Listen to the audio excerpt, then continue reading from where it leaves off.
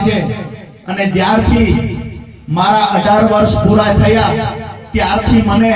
ઘરેથી કહેવામાં આવ્યું છે કે જે શોખ હોય એ કર, નોકરીનો શોખ છે, ધંધાનો શોખ છે, ત્યારે મેં કહેલું મને શોખ છે ખેડૂતોને દેણામાંથી બહાર કાઢવાનો, અને એ દિવસે મારા બાપે મને કહેલું છે કે પ્રતિજ્ઞા સાથે મેદાનમાં ઉતરજે અને ખેડૂતોને દેણામાંથી બહાર કાઢ્યા પછી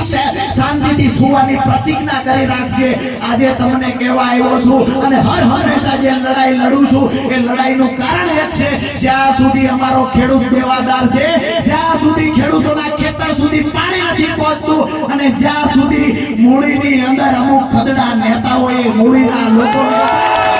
નથી કર્યું ત્યાં સુધી અમારી લડાઈ ચાલુ રહેશે। આજે સરકારી અધિકારીઓને ફોન કરે છે, રાજુભાઈને કેમ કરી ફિટ કરી હતા,